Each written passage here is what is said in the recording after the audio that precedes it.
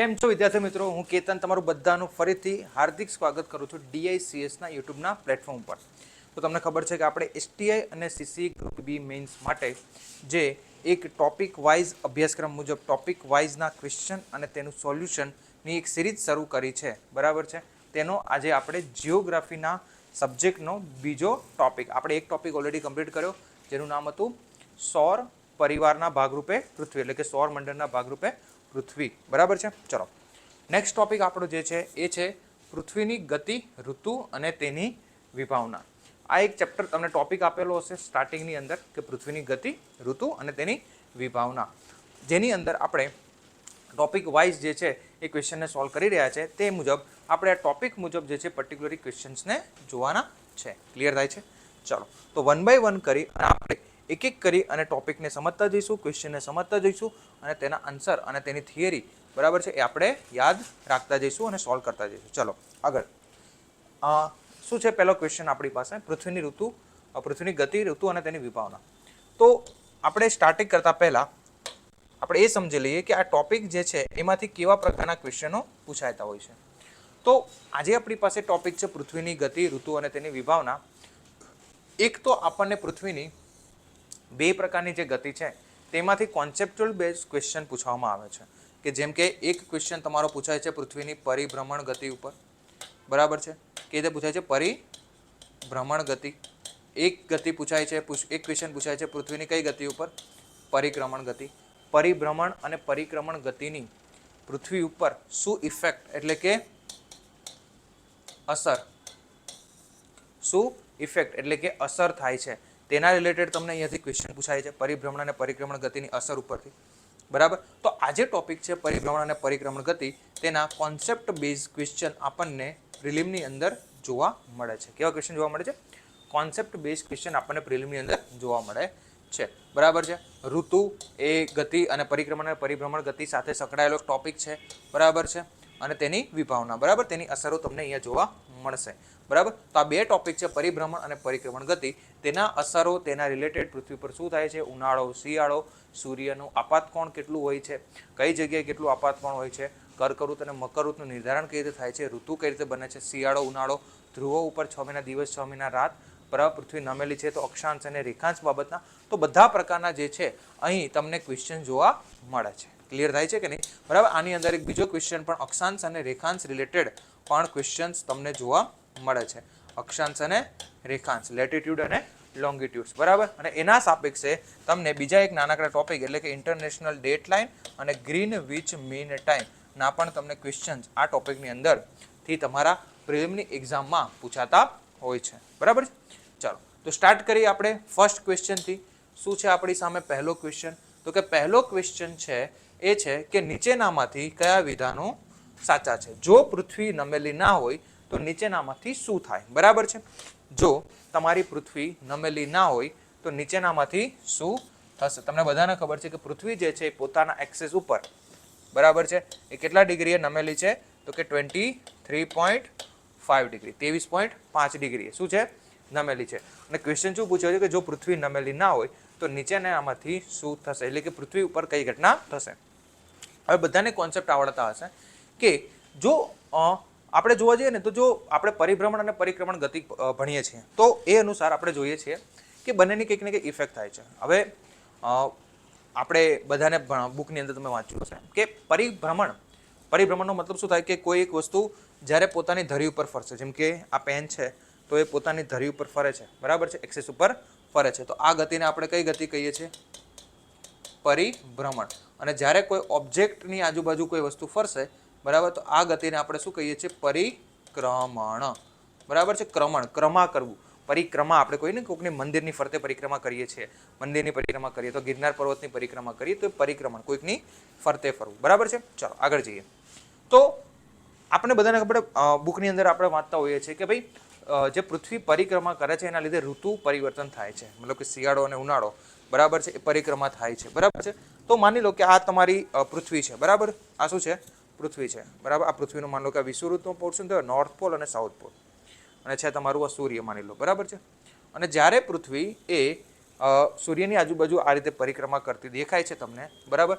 આ રીતે તમે જોશો તો મોસ્ટલી ભાગ જે છે એ સૂર્યનો પૃથ્વીનો એ સૂર્યની સામે રહે છે. તમે જોશો આ રીતે. તો જે ભાગમાં સૂર્યની વધારે એનર્જી પડે એને ઉનાળો કહીએ, જ્યાં નથી પડતી એને શિયાળો કહીએ.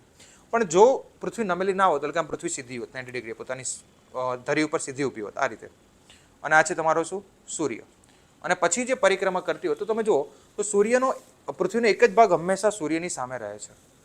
પૃથ્વીનો એક જ ભાગ જે છે હંમેશા કોની સામે રહે છે? સૂર્યની સામે રહે છે. બરાબર છે? પૃથ્વીનો એક જ ભાગ.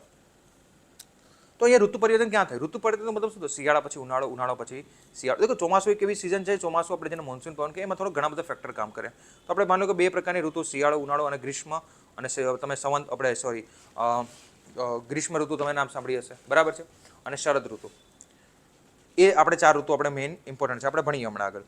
તો તમે જો પૃથ્વી જો નમેલી ના હોત, સીધે ઊભી હોત, તો અહીંયા તો કોઈ ઋતુ પરિવર્તન થયું જ નહીં, કે જે ભાગમાં સૂર્ય રહ્યો સામે એક્ઝેક્ટ સામે, એ ભાગમાં હંમેશા ઉનાળો રહ્યો, મતલબ કે ગરમી વધારે રહી તો ઉનાળો રહ્યો, અને જે ભાગમાં સૂર્ય પહોંચે ને તો શિયાળો. તો હંમેશા માટે અહીંયા તો શું થઈ ગયું? શિયાળો અને ઉનાળો ફિક્સ થઈ ગયા. પણ પૃથ્વી જે છે પોતાની ધરી ઉપર 23.5 ડિગ્રી નમેલી છે આ રીતે. બરાબર છે? માની લો તો શું થાય? તો તમે જોશો તો જ્યારે પૃથ્વી સૂર્યની પરિક્રમા કરતી હોય છે ત્યારે ઘણીવાર ઉત્તર ગોળાર્ધનો ભાગ સૂર્યની સામે રીતે નમી જાય છે. તો શું થાય? ઉનાળો ભાગ અહીંયા, અને જે ભાગ દક્ષિણમાં જતો રહ્યો, એટલે કે ત્યાં જતો રહ્યો, દૂર જતો રહ્યો, એ ભાગમાં સૂર્યના પ્રકાશો પહોંચી શક્યા નહીં, તો ત્યાં તમારું શું થઈ ગયું? શિયાળો. એ સમય આમ ફરતી આ રીતે માની લો કે તમે જોશો ક્યારેક શું થાય? આ દક્ષિણ ગોળાર્ધનો ભાગ છે એ સૂર્યની સામે આવી જાય છે. તો શું થાય? અહીંયા ઉનાળો થઈ ગયો, અહીંયા શું થઈ ગયું? શિયાળો. અને આ વર્ષ દરમિયાન આવી રીતે શરૂ રહે છે. બરાબર છે? શરૂ રહે છે. તો આપણે જે ભણીએ છીએ કે ભાઈ પરિક્રમા કરવાથી ઋતુ પરિવર્તન થાય, એ અડધું સત્ય કહેવાય. પરિક્રમણ કરવાથી એ ઋતુ પરિવર્તન થાય છે તમારું, એ હાફ સત્ય કહેવાય. કેવું કહેવાય? હાફ સત્ય. સાચી શું આવે? કે પૃથ્વી નમેલી છે, પૃથ્વી કેવી છે? પોતાની અક્ષિસ ઉપર નમેલી છે, પ્લસ શું કરે છે? પરિક્રમા કરે છે. શું કરે છે? પરિક્રમા. ત્યારે આપણને પૃથ્વી ઉપર શું જોવા મળે છે? ઋતુ પરિવર્તન જોવા મળે છે. ક્લિયર થાય છે? તો શું આવશે આન્સર? તો કે પૃથ્વી પર બધી જગ્યાએ અસમાન દિવસ અને રાત એ ખોટી વસ્તુ છે. અસમાન દિવસ અને રાતની વસ્તુ, ઋતુઓની કોઈ ઘટના થશે, તમારું આ વસ્તુ સાચી. મતલબ તમે જો ઋતુઓ ફિક્સ થઈ શકે. જો પૃથ્વી પોતાની ધરી ઉપર નમેલી ના હોત તો ઋતુઓ શું થઈ જાત? ફિક્સ થઈ જાત. તો તમારો આન્સર શું આવશે? બી, ઋતુઓની કોઈ ઘટના થશે નહીં. ક્લિયર થયું કે નહીં? ચાલો આગળ જઈએ તમારો નેક્સ્ટ ક્વેશ્ચન તરફ. શું છે નેક્સ્ટ ક્વેશ્ચન? તો કે નેક્સ્ટ ક્વેશ્ચન તમારી સામે રહ્યો. ચલો જેટલા પણ લોકો પહેલા તો આપણી સાથે જોડાયેલા છે, બરાબર છે, તમામ લોકો આન્સર આપે. શું આવશે આન્સર આ ક્વેશ્ચન્સનો? નેક્સ્ટ ક્વેશ્ચન, એક સેકન્ડ. ઓકે, નેક્સ્ટ ક્વેશ્ચન છે આપણો કે વિષુવવૃત્તના પ્રદેશમાં ગ્રીષ્મ સિવાય, ગ્રીષ્મ મતલબ કે મોટા ભાગે ઉનાળા સિવાય બીજી કોઈ ઋતુ જોવા મળતી નથી. કારણ કે વિષુવવૃત્તના પ્રદેશની અંદર ગ્રીષ્મ સિવાય આપણને બીજી કોઈ ઋતુ મોટે ભાગે જોવા મળતી નથી. કારણ કે શું આવશે આન્સર? તો કહો આ આન્સરનો ક્વેશ્ચન આપણે કરતા પહેલા હું તમને છે ને થોડી થિયરી સમજાવી દઉં. દેખો શોર્ટમાં આપણે થિયરી સમજીએ તો એક્ઝામ્પલ તરીકે અહીંયાથી સમજીએ. આ છે પૃથ્વી અને સૂર્ય છે. બરાબર છે? માની લો પૃથ્વી નમેલી છે. ઓકે, હવે માની લો કે તારીખ હું તમને બોલું છું 21 માર્ચ. સમજો 21 માર્ચ. 21 માર્ચના રોજ સૂર્ય જે છે વિષુવવૃત્તની એક્ઝેક્ટ સામે હોય. મતલબ કે સૂર્યના મોટાભાગના લંબવત કિરણો ક્યાં પડતા હશે? વિષુવવૃત્તની સામે. તો સૂર્યની જે સ્થિતિ છે, સૂર્યની જે સ્થિતિ એ કોની સામે હશે? વિષુવવૃત્તની સામે હશે. સમજ પડી ગઈ? કોની સામે હશે? વિષુવવૃત્તની. આ જે ઘટના છે આ ઘટનાને વિષુવ કહેવાય છે. શું કહેવાય છે? વિષુવ. ઇક્વિનિક્સ આપણે ઇંગ્લિશમાં કહીએ છીએ, ઇક્વિનિક્સ. જ્યારે સૂર્યના મોટાભાગના કિરણો લંબવત ક્યાં પડતા હોય છે? વિષુવવૃત્ત પર પડતા હોય છે. તો આ ઘટનાને જે છે વિષુવ ઘટના કહેવાય છે, ઇક્વિનિક્સ કહેવાય છે. આ કઈ તારીખે તમારી કહેવાય કે મતલબ કે થઈ છે, કઈ તારીખે ઘટે છે? તો કે 21 માર્ચના રોજ આ ઘટના તમને ઘટતી દેખાશે. કઈ માર્ચના રોજ? 21 માર્ચ. હવે જો 21 માર્ચના રોજ આ ઘટના ઘટતી દેખાય છે, એનો મતલબ શું થયો? ના તો ઉત્તર ગોળાર્ધમાં ના તો દક્ષિણ ગોળાર્ધમાં ક્યાંય પણ ઉનાળો શિયાળો નથી પર્ટિક્યુલર, કેમ કે સૂર્ય સેન્ટર પાર્ટમાં છે. આ રીતે સૂર્ય ક્યાં છે? સેન્ટર પાર્ટમાં. આ પૃથ્વીની વિષુવવૃત્ત, આ કર્કવૃત્ત, આ મકરવૃત્ત. બરાબર છે? સૂર્યના મોટાભાગના કિરણો આ રીતે તમે જોશો તો વિખાતા તમને જોવા મળશે આ રીતે. તો શું થશે? ઉત્તર અને દક્ષિણ ગોળાર્ધમાં સમાન પ્રકારની તમને જોશો તો સમાન પ્રકારની ઉર્જા ઉત્તર અને દક્ષિણ બંને ગોળાર્ધમાં પહોંચી રહી છે, બરાબર. ઉત્તર અને દક્ષિણ ગોળાર્ધ બંને જગ્યાએ સમાન પ્રકારની ઉર્જા અથવા તો કહી શકો કે સમાન પ્રકારની ઉર્જા અથવા તો સમાન પ્રકારના કિરણો પહોંચી રહ્યા છે, બરાબર છે. ક્લિયર થાય છે. તો 21 માર્ચના રોજ સૂર્ય કઈ હશે? વિષુવવૃત્ત આગળ. તો 21 માર્ચના રોજ સૂર્ય જે વિષુવવૃત્ત આગળ હશે તો કઈ ઋતુ શરૂ હશે? તો દેખો આમ તો છે ને 4 ઋતુ આપણે ઇમ્પોર્ટન્ટ છે. કેટલી ઋતુ? 4 ઋતુ. સમજો, એક તો ઉનાળો, બીજી શિયાળો. ઓકે, ઉનાળો અને શિયાળો. એના સિવાયની એક ઋતુ હોય છે વસંત ઋતુ અને શરદ ઋતુ. કઈ ઋતુ? વસંત ઋતુ અને શરદ ઋતુ. દેખો હું તમને સિમ્પલ ભાષામાં સમજાવું. ઉનાળો ક્યારે હશે? જ્યારે સૂર્ય છે ને તમારા ગોળાર્ધની સામે હોય. જ્યારે ઉનાળો ક્યારે હશે? જ્યારે સૂર્ય તમારા ગોળાર્ધની સામે હશે. શિયાળો ક્યારે હશે? જ્યારે સૂર્ય તમારાથી દૂર હશે. સૂર્ય ક્યાં હશે? દૂર હશે. ક્લિયર થાય છે. અને વસંત ઋતુ હંમેશા યાદ રાખજો કે વસંત ઋતુ તમારી જે છે એ ઉનાળા પહેલા આવે અને શરદ ઋતુ જે છે શિયાળા પહેલા આવે. કારણ કે અહીંયા તમારી તારીખ ઇમ્પોર્ટન્ટ પડશે, બરાબર છે. તારીખ આવશે આગળ આપણે ભણીશું. તારીખ ઇમ્પોર્ટન્ટ છે. દેખો ઉનાળો ક્યારે હશે? જ્યારે સૂર્ય ક્યાં હશે? ઉત્તર, જે ગોળાર્ધની સામે. સમજો 21 માર્ચે સૂર્ય એક્ઝેક્ટ ક્યાં હોય? વિષુવવૃત્ત સામે. સમજો 21 માર્ચના રોજ સૂર્ય ક્યાં હશે? વિષુવવૃત્તની સામે હશે. ક્લિયર થાય છે. હવે તો શું થશે? ના તો અહીંયા ઉનાળો છે, ના તો ઉત્તર ગોળાર્ધમાં ઉનાળો છે, ના તો દક્ષિણ ગોળાર્ધમાં ઉનાળો છે. તો ઉનાળો ક્યાંય હશે નહીં. પણ કઈ બે ઋતુ હશે? તો કે શરદ અને વસંત. કયા મહિનાની વાત કરું છું? 21 માર્ચ, માર્ચ એક મહિનાની વાત કરું છું, બરાબર છે. હવે તમને બધાને ખબર છે કે માર્ચ મહિના પછી, સોરી આ રીતે રાખો તો ઈઝી પડશે. માર્ચ મહિના પછી એપ્રિલ, મે અને જૂન. માર્ચ પછી એપ્રિલ, મે અને જૂન. તમે જોશો તો ઉત્તર ગોળાર્ધનો ભાગ સૂર્ય સામે નમેલો છે. કયો ભાગ નમેલો છે? ઉત્તર ગોળાર્ધનો ભાગ સૂર્ય સામે નમેલો. મતલબ સૂર્યની વધારે પડતી એનર્જી કોને મળે છે? તમારા ઉત્તર ગોળાર્ધને. તો એપ્રિલથી તમને ખબર છે કે ઉત્તર ગોળાર્ધમાં શેની શરૂઆત થઈ જાય છે? ઉનાળાની, એટલે કે ગરમીની શરૂઆત થઈ જાય છે, બરાબર છે. તો ઉત્તર ગોળાર્ધમાં માર્ચ પછી ઉનાળો આવવાનો હોવાથી તો 21 માર્ચના રોજ જે છે એ ઉત્તર ગોળાર્ધની અંદર કઈ ઋતુ હશે? તો કે વસંત ઋતુ હશે. જ્યારે એની સાપેક્ષમાં દક્ષિણ ગોળાર્ધને શિયાળો આવવાનો હોવાથી માર્ચ મહિનાની આજુબાજુ દક્ષિણ ગોળાર્ધમાં કઈ ઋતુ હશે? તો કે શરદ ઋતુ હશે. કઈ ઋતુ હશે? શરદ. ચલો માર્ચ પછી એપ્રિલ, મે અને જૂન. 21 જૂનના દિવસે સૂર્ય એક્ઝેક્ટ કોની સામે હશે? કર્કવૃત્તની સામે. સમજો બીજી એક તારીખ આવી તમારી. 21 જૂનના દિવસે સૂર્ય એક્ઝેક્ટ કોની સામે હશે? કર્કવૃત્તના સામે. 21 જૂન જે આપણે 21 જૂનના દિવસે સૂર્ય એક્ઝેક્ટ કોની સામે હોય છે? કર્કવૃત્ત, બરાબર છે. ટ્રોપિક ઓફ કેન્સર અહીંયા કર્કવૃત્તની સામે. આ રીતે. તેથી શું થશે? સૌથી વધારે એનર્જી અહીંયા પડશે. એનર્જી અહીંયા પડે એટલે શું થાય? ઉનાળો કહેવાશે. 21 જૂન એટલે કે જૂન મહિનામાં ઉત્તર ગોળાર્ધની અંદર કઈ ઋતુ હશે? તો કે ઉનાળાની ઋતુ હશે. જ્યારે દક્ષિણ ગોળાર્ધમાં તેની સાપેક્ષમાં શું હશે? શિયાળો હશે. શું હશે? કારણ કે સૂર્ય તો અત્યારે ક્યાં ચમકી રહ્યો છે? ઉત્તર ગોળાર્ધમાં. તો શિયાળો, તો દક્ષિણ ગોળાર્ધનો ભાગ ક્યાં જતો રહ્યો? પાછળ. તો દક્ષિણ ગોળાર્ધમાં કઈ ઋતુ હશે? શિયાળાની ઋતુ હશે. ક્લિયર થાય છે. પછી જૂન, જુલાઈ, ઓગસ્ટ અને સપ્ટેમ્બર. સપ્ટેમ્બર મહિનામાં ફરીથી સૂર્ય કોની સામે લંબવત થશે? તો કે વિષુવવૃત્તની સામે. મતલબ કે તમારી 23 સપ્ટેમ્બરની આજુબાજુ સૂર્ય ફરીથી વિષુવની ઘટના બનાવશે. કઈ ઘટના બનાવશે? વિષુવ. તો હવે જો સપ્ટેમ્બર મહિનામાં ક્યાંય પણ ઉનાળો અને શિયાળો નહીં હોય, પણ બીજી કઈ ઋતુ હશે? તો કે હવે તમને ખબર સપ્ટેમ્બર પછી ઉત્તર ગોળાર્ધમાં શું આવે? શિયાળો આવવાની હોય. તો સપ્ટેમ્બર મહિનામાં ઉત્તર ગોળાર્ધની અંદર શરદ ઋતુ હોય છે. દક્ષિણ ગોળાર્ધમાં કઈ હશે? તો કે વસંત ઋતુ હશે. બરાબર છે. ચલો સપ્ટેમ્બર, ઓક્ટોબર, નવેમ્બર અને ડિસેમ્બર. જો તમે જોશો તો સૂર્ય જે છે એ ડિસેમ્બર મહિનામાં દક્ષિણ ગોળાર્ધની સામે હશે. કોની સામે હશે? દક્ષિણ ગોળાર્ધની સામે. મકર ઋતુ પર. કયા ઋતુ પર? મકર ઋતુ પર. 22 ડિસેમ્બરની આજુબાજુ સૂર્ય જે છે એ કોની સામે હશે? 22 ડિસેમ્બરની આજુબાજુ સૂર્ય મકર વૃત્તની સામે હશે. હવે મકર વૃત્તની સામે એટલે શું થયું કે સૂર્ય જે છે એ દક્ષિણ ગોળાર્ધમાં, કયા ગોળાર્ધમાં? દક્ષિણ ગોળાર્ધમાં પોતાની ગરમી આપી રહ્યો છે. તો હવે ડિસેમ્બર મહિનાની અંદર ઉત્તર ગોળાર્ધમાં શિયાળો હોય. આપણે ખબર છે કે ભારતમાં ઉત્તર ગોળાર્ધમાં શું હોય છે? ડિસેમ્બર મહિનામાં શિયાળો. જ્યારે દક્ષિણ ગોળાર્ધની અંદર તમારો શું હશે? ઉનાળો હશે. ક્લિયર થયું? શું હશે? ઉનાળો હશે. તો તમારી આ 4 તારીખ તમારે ખાસ યાદ રાખવાની છે. 21 માર્ચ જ્યારે કઈ ઘટના બનશે? વિષુવ. જ્યારે સૂર્ય કોની સામે હોય? વિષુવવૃત્તની સામે હોય છે. તો આ ઘટનાને આપણે શું કહીએ છીએ? વિષુવ અથવા ઇક્વિનિક્સ ઘટના કહીએ છીએ. કઈ ઘટના કહીએ છીએ? વિષુવ અથવા ઇક્વિનિક્સની. બરાબર છે. અને એ સમયે કારણ કે હવે માર્ચ પછી ઉત્તર ગોળાર્ધમાં ઉનાળો આવવાનો હોવાથી માર્ચ મહિનામાં ઉત્તર ગોળાર્ધમાં વસંત ઋતુ, દક્ષિણ ગોળાર્ધમાં શરદ ઋતુ. 21 જૂનના દિવસે સૂર્ય ક્યાં હશે? કર્કવૃત્તની સામે. 21 જૂન જે છે ઉત્તર ગોળાર્ધમાં સૌથી લાંબામાં લાંબો દિવસ. હવે જ્યાં ઉનાળો હોય તો દિવસની પરિધિ કેવી થઈ જાય છે? વધારે. તો આપણે તેને લાંબામાં લાંબા દિવસ તરીકે પણ ઓળખીએ છીએ. તો જૂન મહિનામાં 21 જૂનના દિવસે સૂર્ય કર્ક ઋતુ પર હોવાથી તમારો આ કેવો દિવસ થશે? લાંબામાં લાંબો દિવસ અને રાત્રિ કેવી થઈ જશે? ટૂંકી. તો ઉત્તર ગોળાર્ધમાં તમારો ઉનાળો કહેવાશે, દક્ષિણ ગોળાર્ધમાં શિયાળો. એની સાપેક્ષે 23 સપ્ટેમ્બરના રોજ ફરીથી વિષુવની ઘટના બનશે, પરંતુ હવે ઉત્તર ગોળાર્ધમાં તમારું કઈ ઋતુ થશે? શરદ, કારણ કે હવે શિયાળો આવવાનો છે. દક્ષિણ ગોળાર્ધમાં કઈ થશે? વસંત થઈ જશે. અને 22 ડિસેમ્બરના રોજ સૂર્ય ક્યાં હશે? મકર ઋતુ પર. ત્યારે ઉત્તર ગોળાર્ધમાં શિયાળો હશે અને દક્ષિણ ગોળાર્ધમાં ઉનાળો. ત્યારે ભારતને એટલે કે ઉત્તર ગોળાર્ધની વાત કરીએ તો શિયાળો હશે એટલે શું થશે? દિવસ ટૂંકા અને રાત્રિ લાંબી. ક્લિયર થાય છે? ખબર પડી કે નહીં? ચાલો આગળ.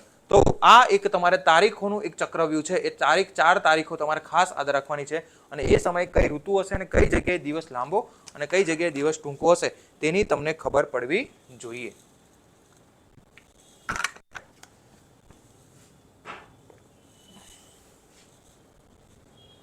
ચલો ક્લિયર થયું કે નહીં?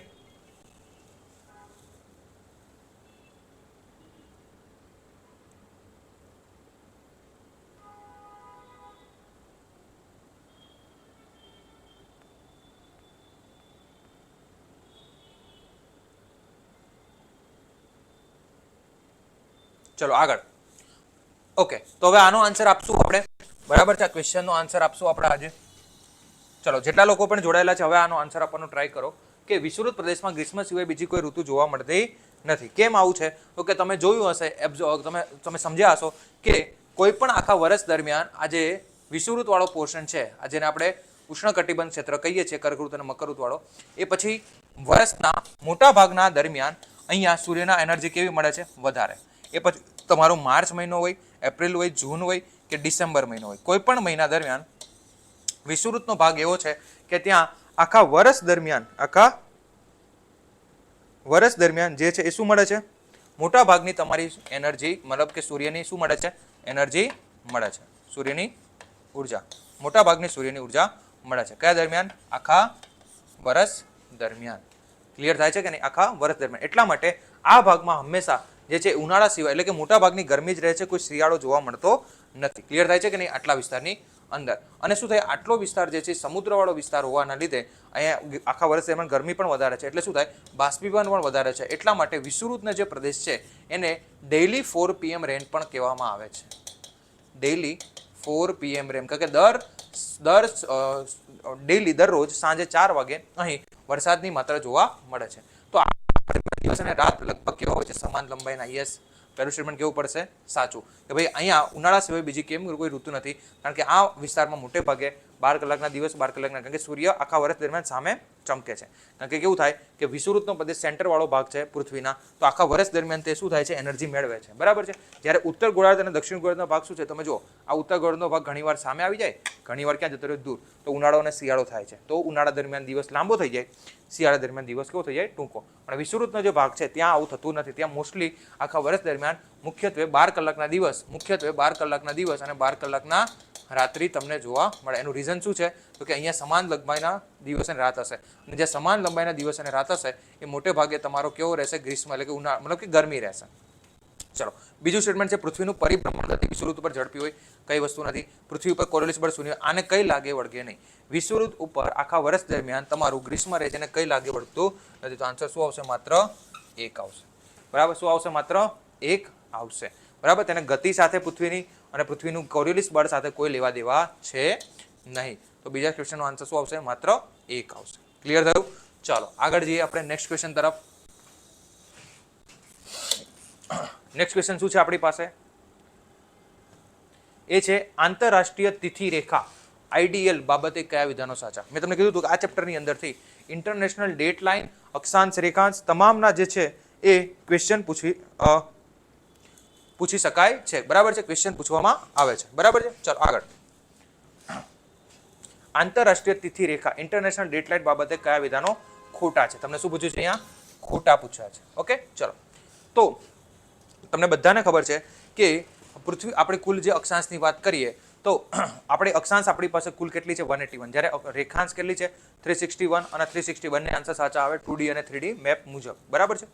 ચલો, તો આપણને બધાને ખબર છે કે અહીંયા રેખાંશની વાત કરીએ તો પૃથ્વીને ઊભી નોર્થ પોલ થી સાઉથ પોલ જે જોડાયેલી, બરાબર, આખી વર્તુળાકાર ફૂલ હાફ સર્કલ તમે કહી શકો, એ આવી રીતે રેખાંશ તમને જોવા મળશે. બરાબર છે, રેખાંશો આ રીતે, આ રેખાંશ છે, એમાં સેન્ટરમાં પાર્ટમાં જાય છે, એનું નામ છે 0 degree GMT, green which mean time. બરાબર, આ બાજુની પૂર્વ રેખાંશ કહેવાય અને આ બાજુનું શું કહેવાશે? પશ્ચિમ રેખાંશ. બરાબર, તો શું થાય? પૃથ્વીને ઓપન કરેલી હોય, બાકી પૃથ્વી જ્યારે કહેવાય કે પૃથ્વી તો કેવી છે? ગોળ. તો ગોળ છે એટલે શું થાય છે? તો આજે છેલ્લી રેખાંશ બનશે અહીંયા 180 ડિગ્રી અને અહીંયા 180 ડિગ્રી, આ બંને રેખાંશો એક જ કહેવાશે. કેવી કહેવાશે? તો આજે 180 ડિગ્રી રેખાંશ છે, બરાબર, 180 આજે 180 ડિગ્રી રેખાંશ છે, આને આપણે આઈડીએલ, એની ઉપરથી આપણે આઈડીએલ આંતરરાષ્ટ્રીય તિથિ રેખા, કારણ કે રેખાંશનો ઉપયોગ શું છે? રેખાંશનો ઉપયોગ છે તમારી વાર અને તિથિ જાણવા માટે. શું જાણવા માટે? વાર અને તિથિ. જ્યારે અક્ષાંશનો ઉપયોગ છે તાપમાન જાણવા માટે. અક્ષાંશનો ઉપયોગ શું છે? તાપમાન જાણવા માટે. ક્લિયર છે? તો આજે 180 ડિગ્રી તમારી રેખાંશ છે, બરાબર, એને આપણે આઈડીએલ તરીકે માનેલી છે, ના કે 0 ડિગ્રી. 0 ડિગ્રી GMT છે ને, ગ્રીન વિચ મીન ટાઈમ, એનાથી આપણે શું ગણતીએ છીએ? તો એનાથી આપણે સમય નક્કી કરીએ છીએ. શું નક્કી કરીએ છીએ? સમય. જ્યારે 180 ડિગ્રી રેખાંશ છે એનાથી આપણે શું નક્કી કરીએ છીએ? એનાથી આપણે વાર એટલે કે તિથિ નક્કી કરીએ છીએ. બરાબર છે? તો 180 ડિગ્રી રેખા 0 ડિગ્રી ઉપર આવેલી છે, ખોટી વસ્તુ છે. 0 ડિગ્રી ઉપર તો કઈ આવેલી છે? Green which mean time. આપણે નહીં કહેતા આપણે 0 ડિગ્રી GMT અથવા લંડન જે છે ત્યાંથી પસાર થાય છે GMT, તો તેનાથી આપણે 5.5 કલાક આગળ. તો તમને ખબર છે, એના કેલ્ક્યુલેશન ખબર હોવી જોઈએ કે 1 ડિગ્રીમાં સૂર્ય કેટલા મિનિટ ચાલશે? 4 મિનિટ. તો એ તમારા અક્ષાંશ ઉપરથી ગોતવાના હોય છે. બરાબર છે? એના પણ ક્વેશ્ચન તમને ઘણીવાર પૂછાતા જોવા મળે છે. બરાબર, તો આંતરરાષ્ટ્રીય તિથિ રેખા 0 ડિગ્રી ઉપર નહીં, પરંતુ કેટલા ડિગ્રી ઉપર આવેલી છે? 180 ડિગ્રી ઉપર આવેલી છે. ચલો, આઈડીએલના પશ્ચિમથી પૂર્વ જતા એક દિવસનો વધારો જોવા મળે છે. ચલો, હવે જો આ આઈડીએલ દેખાય છે તમને, આ શું છે? આઈડીએલ. અને આ આઈડીએલનો કયો સાઈડ કહેવાય? પશ્ચિમ. આ ઉત્તર, આ દક્ષિણ, આ પશ્ચિમ અને પૂર્વ, આ બાજુ. આ બાજુ એટલે આ બાજુ થઈ ગયું. બરાબર છે? પૃથ્વી તો કેવી છે? ગોળ છે. તો આ પણ આઈડીએલ જ છે, ઇન્ટરનેશનલ ડેટ લાઈન. અને આ પણ શું છે? આઈડીએલ. તો આઈડીએલના પશ્ચિમથી પૂર્વ, આ બાજુ પશ્ચિમ કહેવાય, આ બાજુ કયું કહેવાય? પૂર્વ. હવે બધાને ખબર છે કે આપણે સૂર્ય ક્યાંથી ઉગશે? પૂર્વમાંથી, મતલબ અહીંયાથી ઉગે છે. તો સૂર્ય પૂર્વથી પશ્ચિમ ચાલે તો આ રીતે ચાલશે, પૂર્વથી ક્યાં સુધી? પશ્ચિમ. તો પૂર્વવાળા જે ભાગ હશે એ હંમેશા કેવા ચાલે? આગળ સમયમાં. જે સમયમાં પૂર્વવાળા ભાગ કેવા ચાલે? આગળ ચાલે. પણ કન્ફ્યુઝન ક્યાં થઈ જાય છે ખબર? આજે સમયમાં પૂર્વવાળો ભાગ છે ને, આઈડીએલનો પશ્ચિમ કહેવાય. આ સમજો. સમયમાં જે પૂર્વવાળો ભાગ હોય છે, તો પૃથ્વીનો જે પૂર્વવાળો ભાગ છે એ આઈડીએલનો કયો કહેવાય છે? પશ્ચિમ. તો આઈડીએલના પશ્ચિમ હંમેશા આગળ ચાલે. આઈડીએલના પશ્ચિમ ભાગ હંમેશા કેવા ચાલે? આગળ. બરાબર, આ યાદ રાખજો. તો પ્લસમાં ચાલે. જ્યારે એની સાપેક્ષમાં આઈડીએલના પૂર્વ ભાગ કેવા ચાલતા હોય? પાછળ ચાલતા હોય છે. કેમ? તો કે સૂર્ય તો અહીંયાથી નીકળશે, મતલબ કે સૂર્ય પૂર્વમાંથી ઉગે છે પૃથ્વીના, અને પૂર્વથી ક્યાં ચાલે છે? પશ્ચિમ ચાલે છે. તો આજે આઈડીએલના પશ્ચિમ સાઈડ તમારું એક દિવસ હંમેશા આગળ ચાલે છે, એટલે કે પોઝિટિવમાં, અને અહીંયા પાછળ ચાલે. કેમ? તો કે અહીંયા જાપાન આવેલું છે અને અહીંયા યુએસ આવેલું છે, માની લો. અને આ બંને વચ્ચે જે છે અંદાજિત 20 કલાકનો ફરક છે. તો જ્યારે જાપાનમાં માની લો કે શનિવાર હશે, તો હજી યુએસએ ની અંદર તો એક દિવસ પાછળ ચાલતો હશે, એટલે કે શુક્રવાર હશે. કેમ? તો કે ત્યાં તો હજી સૂર્ય જશે તો તમારો નવો દિવસ ઉગશે. ખબર પડે છે? તો આઈડીએલના પશ્ચિમ સાઈડ હંમેશા દિવસ આગળ ચાલે અને આઈડીએલના પૂર્વ સાઈડ હંમેશા દિવસ પાછળ ચાલે. બરાબર, તો હવે ક્વેશ્ચન શું પૂછ્યો છે કે આઈડીએલના પશ્ચિમથી પૂર્વ, મતલબ આ આઈડીએલ છે, પશ્ચિમથી આ બાજુ તમે જાઓ તો એક દિવસનો વધારો જોવા મળે છે. બરાબર, એક દિવસનો શું જોવા મળે છે? વધારો જોવા મળે છે. બરાબર છે? અહીંયા એક દિવસનો વધારો કરતા એક દિવસનો ફાયદો આવો લખશો ને તો વધારે ખબર પડશે. એક દિવસનો શું ફાયદો? બરાબર છે? તમે જોશો તો માની લો કે તમારો અહીંયા શુક્રવાર હોય અને તમે જ્યારે પૂર્વ તરફ જશો તો અહીંયા તમારો કયો વાર થઈ જશે? ગુરુવાર. બરાબર છે? ગુરુવાર જોવા મળે. બરાબર, આ વધારો નહીં, આમ તો ઘટાડો આવે આન્સર, તો બીજું સ્ટેટમેન્ટ આમ ખોટું પડી જશે. આ જો ફાયદો હોત ને, ફાયદો, તો આ સ્ટેટમેન્ટ કેવું પડી જાય? સાચું. કારણ કે તમે અહીંયાથી અહીંયા જાઓ તો વિચારો કે તમે શુક્રવારે ગયા અને તમે માનો કે અહીંયા પહોંચી ગયા, તો તમે તમારો વાર કયો હશે? ગુરુવાર. તો મતલબ તમને શુક્રવારે બીજી વાર તમને જીવવા મળશે. તો શુક્રવાર તમારી જિંદગીમાં 2 વાર આવશે. તો આ શું થયો? એક દિવસનો ફાયદો થયો. બરાબર છે? ફાયદો થયો. ક્લિયર થયું કે નહીં? ચલો. અને આઈડીએલ માત્ર જમીન ઉપરથી જ ખેંચવામાં આવેલી છે. આ પણ સાચું છે. ત્રીજું સ્ટેટમેન્ટ કેવું છે? સાચું છે. બરાબર છે? ત્રીજું સ્ટેટમેન્ટ કેવું આવશે? સાચું આવશે. કેમ? તો કે આઈડીએલ જે છે, સોરી જમીન ઉપર છે. ઓકે, જમીન ઉપર નહીં, ખોટું છે, ખોટું છે. દેખો, આઈડીએલ છે ને એ આ રીતની,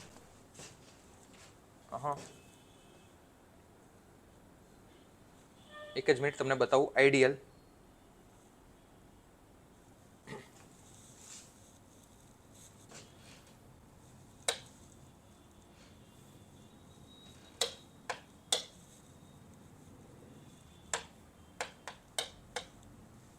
જો આઈડીએલ છે ને તે આ રીતે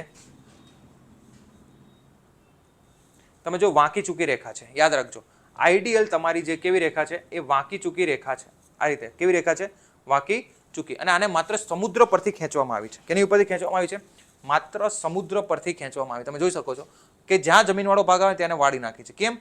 તો કે આઈડિયલ છે ને એ બે વારને અલગ કરશે. જો આ આઈડિયલનો પશ્ચિમ કેવાશે ને આઈડિયલનો પૂર્વ. તો જો અહીંયા મંગળવાર હોય ને તો તરત અહીંયા કયો વાર હશે? રવિવાર હશે. કેમ કે આઈડિયલના પશ્ચિમ સાઈડ દિવસ કેવો ચાલે? આગળ. આઈડિયલના પૂર્વ સાઈડ કેવું ચાલશે? પાછળ. તો આઈડિયલ છે એને યાદ રાખજો કે આઈડિયલને માત્ર તમારી જે છે એ ક્યાંથી ખેંચવામાં આવી છે? સમુદ્ર પરથી. ક્યાંથી ખેંચવામાં આવી છે? સમુદ્ર પરથી ખેંચવામાં આવી છે. તો તમારું ત્રીજું સ્ટેટમેન્ટ પણ કેવું થઈ ગયું? ખોટું થઈ ગયું. તો તમારો આન્સર કયો બનશે? એ. માત્ર એક. બીજું પણ ખોટું અને ત્રીજું પણ ખોટું. બરાબર છે. તો ખાસ યાદ રાખજો કે આઈડિયલના પશ્ચિમ સાઈડ હંમેશા દિવસ કેવો ચાલે? આગળ. આઈડિયલના પૂર્વ સાઈડ હંમેશા દિવસ કેવો ચાલે? પાછળ. આઈડિયલના પશ્ચિમથી પૂર્વ જશો, આઈડિયલના ક્યાંથી ક્યાં? પશ્ચિમથી પૂર્વ. તો તમને એક દિવસનો શું થશે? ફાયદો. એક દિવસનો ફાયદો. અને જો તમે આઈડિયલના પૂર્વથી ક્યાં જશો? પશ્ચિમ. તો તમને એક દિવસનું શું થશે? નુકસાન. એક દિવસનું શું થશે? નુકસાન થશે. બરાબર છે. અને આઈડિયલ યાદ રાખજો, આઈડિયલ કેટલા ડિગ્રી ઉપર કાઢેલી છે? 180 ડિગ્રી ઉપર. અને આને માત્ર ક્યાંથી પસાર કરી છે? સમુદ્રમાંથી. કારણ કે જમીન ઉપરથી કરીએ, માનો કે જમીન છે ત્યાંથી કરીએ તો એક જ જગ્યાએ એક જ દેશમાં બે વાર એક સાથે થઈ શકે છે. બરાબર? તરત જ. અને આવું પોસિબલ નથી. ક્લિયર થાય છે? ચાલો આગળ. બરાબર છે. આગળ નેક્સ્ટ ક્વેશ્ચન. તો આનો આન્સર આવશે માત્ર ખોટા પૂછ્યા છે. સોરી ખોટા પૂછ્યા છે. તો આનો આન્સર શું આવશે? 2 અને 3. શું આવશે? 2 અને નહીં, આ પણ ખોટું છે. એક જ મિનિટ. આ પણ ખોટું છે 0 ડિગ્રી ઉપર. તો પેલું પણ ખોટું છે. બરાબર. આઈડિયલના પશ્ચિમથી પૂર્વ તરફ જતા એક દિવસનો. તો આ પણ ખોટું. અને 3 આપેલા તમામ આવશે. સી આન્સર આવશે. જો અહીંયા ભૂલ મારાથી પણ થઈ ગઈ. બરાબર છે. તો તમારે ખાસ ધ્યાન રાખવાનું છે કે અહીંયા કયા સ્ટેટમેન્ટ પૂછ્યા છે? ખોટા. તો પેલું પણ ખોટું છે, બીજું પણ ખોટું છે અને ત્રીજું પણ ખોટું છે. બરાબર. અને અહીંયા દેખો ખોટું કેમ કર્યું? કે પશ્ચિમથી પૂર્વ જતા એક દિવસનો વધારો ને એક દિવસનો ઘટાડો થઈ જશે. બરાબર છે. હા, ફાયદો હોત ને તો સ્ટેટમેન્ટ કેવું પડે? સાચું પડે. ચલો ચોથો ક્વેશ્ચન. એક વ્યક્તિ કાળી અંધારી રાત્રિમાં એક વ્યક્તિ કાળી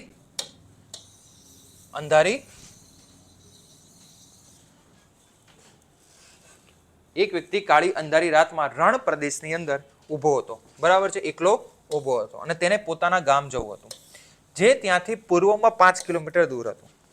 બરાબર છે. પૂર્વમાં કેટલું હતું? 5 કિલોમીટર. અને તેની પાસે દિશા જ્ઞાન માટે કોઈ પણ યંત્ર નહોતું, પણ તેને ધ્રુવ તારાને ઓળખી લીધો. હવે તેને પોતાનું ગામ જવા નીચેનામાંથી કયો માર્ગ પસંદ કરવો અધિક સુવિધાજનક રહેશે? ચલો હવે દેખો, અહીંયા તમને આ રીઝનિંગનો ક્વેશ્ચન કહી શકો. સિમ્પલ. તમને દિશા ખબર હોવી જોઈએ. ઉત્તર, દક્ષિણ, પશ્ચિમ અને પૂર્વ. કોઈ વ્યક્તિ માની લો કે તે પૂર્વ તરફ જાય છે, તો પૂર્વ તરફ એટલે આ બાજુ એનો હાથ કયો થશે? ડાબો. અને આ બાજુ હાથ કયો થશે? એનો જમણો. બરાબર છે. પૂર્વ તરફ જશે તો તેનો ઉપરવાળો જે ભાગ છે ડાબો થશે, નીચેવાળો કયો થશે?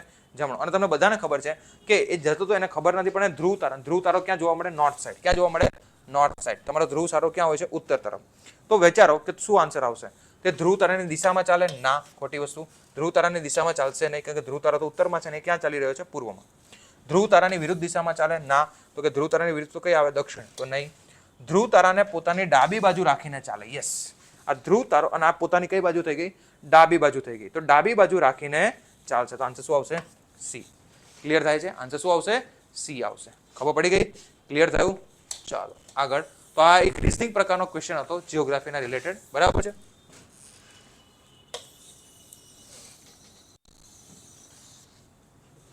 ચલો નેક્સ્ટ ક્વેશ્ચન છે તમારો એ છે કે ભારતના નીચેનામાંથી કયા વિધાનો સાચા નથી? જો કહો ફરીથી અહીંયા કન્ફ્યુઝિંગ પોઈન્ટ આપેલો છે કે નીચેનામાંથી કયા વિધાનો સાચા નથી? સાચા નથી. બરાબર. સાચા નથી એટલે કેની વાત કરી છે? ખોટાની. કે નીચેનામાંથી કયા વિધાનો સાચા નથી એટલે કે તમારે કયા ક્વેશ્ચનની વાત કરી છે? ખોટા ક્વેશ્ચનની વાત કરી છે. ચલો આગળ જઈએ. ભારતના પશ્ચિમ અને પૂર્વ ભાગ વચ્ચે 2.5 કલાકનો અંતર છે. અને બીજું ગ્રીનવિચ લાઇન ભારતના પશ્ચિમ બાજુ આવેલી છે. કયા વિધાનો ખોટા છે? દેખો, ભારતના પશ્ચિમ અને પૂર્વ ભાગ વચ્ચે 2.5 કલાકનો નહીં પણ 2 કલાકનો ફરક છે. તો કેવું થઈ ગયું? સ્ટેટમેન્ટ ખોટું થઈ ગયું. ગ્રીનવિચ લાઇનથી ભારત પશ્ચિમ બાજુ આવેલું છે. હવે તમને ખબર કે ગ્રીનવિચ લાઇનથી ભારત પૂર્વ બાજુ છે. તો આ પણ કેવું થઈ ગયું? ખોટું. તો ખોટું પૂછ્યું, આન્સર કયો આવશે? એ. ચલો સમજીએ. હવે બધાને ખબર છે તમને કે ગ્રીનવિચ લાઇન ભારતના ક્યાંથી પસાર થાય છે, એટલે કે વિશ્વમાં ક્યાંથી પસાર થાય છે, સેન્ટરમાંથી, GMT. અને આ તમારી વિષુવવૃત્ત રેખા. ભારત જે છે એ ઉત્તર ગોળાર્ધમાં પૂર્વ સાઈડ આવેલું છે, બરાબર, આ રીતે. એક જ મિનિટ.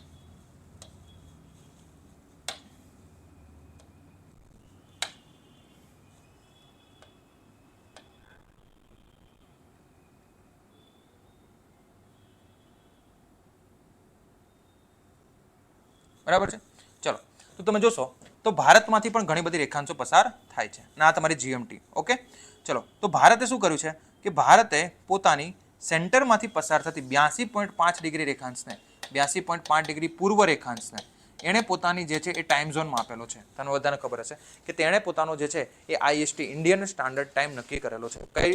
82.5 ડિગ્રી પૂર્વ રેખાંશને ઇન્ડિયન સ્ટાન્ડર્ડ ટાઈમ. હવે તમને બધાને ખબર કે 82.5 અને આ 0 ડિગ્રી વચ્ચે, બરાબર છે, 82.5 અને 0 ડિગ્રી વચ્ચે. ઓકે, ચલો આગળ. બીજું, ભારતના પોઈન્ટની વાત કરીએ તો તો અહીંયાથી છેલ્લો પોઈન્ટ બને છે ભારતનો, અને આ ભારતનો પૂર્વ છેડાનો છેલ્લો પોઈન્ટ, જે તમારો અંદાજિત અહીંયા 97 ડિગ્રી આવેલો છે, અને અહીંયા તમારો ગુજરાતમાં સિરક્રી ખાતે 68 ડિગ્રી. તો તમે જોશો ને 97 ડિગ્રી અને 68 ડિગ્રી વચ્ચે અંદાજિત તફાવત કેટલો છે? 30નો. મતલબ ભારતના બે છેડા વચ્ચે, પશ્ચિમ અને પૂર્વ છેડા વચ્ચે રેખાંશનો તફાવત કેટલા ડિગ્રી આવે? 30 ડિગ્રીનો. ધ્યાન રાખજો કે ભારતના પશ્ચિમ અને પૂર્વ છેડા વચ્ચે રેખાંશનો તફાવત કેટલા ડિગ્રીનો આવે? 30 ડિગ્રીનો. અને 1 ડિગ્રીમાં કેટલી મિનિટ હોય? 4. તો 30 ગુણ્યા 4 કરશો તો 100 ને કેટલી મિનિટ થશે? 20 મિનિટ, એટલે કે 2 કલાકનો. તો મતલબ ભારતના પૂર્વ અને પશ્ચિમ છેડા વચ્ચે 2 કલાકનો ફરક છે. કેટલા કલાકનો ફરક છે? કારણ કે સૂર્ય સૌથી પહેલા ક્યાં આવશે? પૂર્વ સાઈડ આવશે. તો 2 કલાકનો ફરક આવે છે. એટલા માટે તો ભારતે પોતાના સેન્ટરમાંથી પસાર થતીને ટાઈમ ઝોન નક્કી કર્યો. જો અહીંયા મુજબ ટાઈમ ઝોન આપણે કરીએ તો અહીંયા 6 વાગ્યા હોય તો આપણે અહીંયા 4 વાગ્યા, અહીંયા પાછળ ચાલે, અને અહીંયા રાખીએ તો અહીંયા 4 વાગ્યા હોય તો અહીંયા 6 વાગી ગયા હોય. એટલા માટે બંનેને 1-1 કલાકનો ગેપ પડે. એટલા માટે ભારતે સેન્ટરમાંથી 82.5 ડિગ્રી પૂર્વ રેખાંશ નક્કી કરી છે. તો ક્વેશ્ચન પૂછાય કે ભારતના પશ્ચિમ અને પૂર્વ છેડા વચ્ચે કેટલા કલાકનો તફાવત છે? તો 2 કલાકનો. અને ડિગ્રીમાં પૂછાય તો કેટલાનો? અંદાજિત 30 ડિગ્રીનો. બરાબર છે. ચલો આગળ. અને આ તમારી ગ્રીનવિચ લાઇન કહેવાય છે GMT, અને આ સાઈડ એની કઈ કહેવાય? પૂર્વ સાઈડ. તો ભારત જે છે ગ્રીનવિચ લાઇનથી ભારત કઈ બાજુ આવેલું છે? પૂર્વ બાજુ આવેલું છે. કઈ બાજુ આવેલું છે? પૂર્વ બાજુ આવેલું છે. તો બંને ખોટા છે, તો આન્સર કયો આવશે? એ, કારણ કે આપણે ખોટા ગોતવાનું કીધું છે. બરાબર છે. ચલો આગળ જઈએ નેક્સ્ટ ક્વેશ્ચન તરફ. 6થા નંબરનો ક્વેશ્ચન ચલો હમણાં જ કર્યો આપણે. ચલો આન્સર આપો. જેટલા પણ લોકો આપણી સાથે જોડાયેલા છે તે તમામ જે છે આપણે હમણાં જ આની થિયરી સમજી તો હમણાં જ જે છે બધા આન્સર આપશે. ચલો તમારા આન્સરનું વેઇટ કરીશ. ચલો નીચે કોમેન્ટ બોક્સમાં જણાવો કે 6થા નંબરના ક્વેશ્ચનનો આન્સર શું આવશે.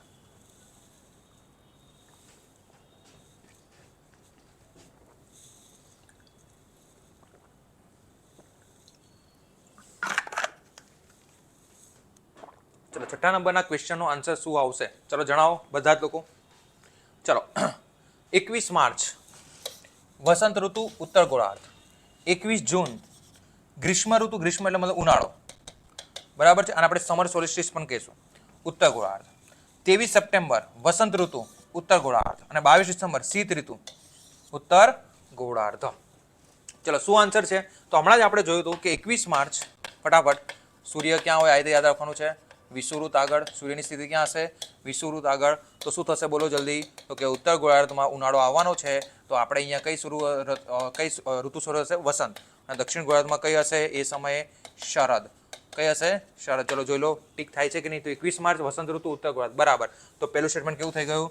સાચું. ચલો 21 જૂન, ફટાફટ. 21 જૂન સૂર્ય ક્યાં હોય? કર્કવૃત્ત આગળ. કોની સામે હશે? કર્કવૃત્ત આગળ. તો શું થશે? બોલો જલ્દી. ગરમી ક્યાં હશે? એટલે કે ઉત્તર ગોળાર્ધમાં ઉનાળો હશે. શું હશે? ઉત્તર ગોળાર્ધમાં શું હશે? ઉનાળો. જ્યારે દક્ષિણ ગોળાર્ધમાં શું હશે? જલ્દી બોલો. જૂન મહિનામાં શિયાળો. બરાબર છે. તો 21 જૂને ગ્રીષ્મ ઋતુ ઉત્તર ગોળાર્ધ. તો આપણે કેવું થઈ ગયું? સાચું થઈ ગયું. ચલો આગળ. પછી 23 સપ્ટેમ્બરે ફરીથી વિષુવ બનશે. 23 સપ્ટેમ્બરે સૂર્ય ફરીથી ક્યાં હશે? વિષુવ. પણ શું ચેન્જ થઈ જશે? તો કે ઉત્તર ગોળાર્ધમાં હવે શરદ ઋતુ હશે, કારણ કે હવે શિયાળો આવવાનો છે. તો કઈ ઋતુ હશે? શરદ. જ્યારે દક્ષિણ ગોળાર્ધમાં શું હશે? તો કે વસંત. તો બોલો 23 સપ્ટેમ્બર વસંત ઋતુ, બરાબર, ઉત્તર ગોળાર્ધ. તો ખોટી વસ્તુ થઈ ગઈ. ત્રીજું સ્ટેટમેન્ટ કેવું થઈ ગયું તમારું? ખોટું. તો ત્રીજું અહીંયા પણ છે, અહીંયા પણ છે, ને અહીંયા. તો આન્સર શું આવશે? 1. બરાબર. તો ધ્યાન રાખજો, સપ્ટેમ્બર મહિનામાં ઉત્તર ગોળાર્ધમાં કઈ ઋતુ હોય? શરદ. અને છેલ્લું તમારું કયું છે? 22 ડિસેમ્બર. અને 22 ડિસેમ્બરમાં શું થશે? બોલો. સૂર્ય ક્યાં હશે? દક્ષિણ ગોળાર્ધ, એટલે કે મકર ઋતુ આગળ. ક્યાં હશે?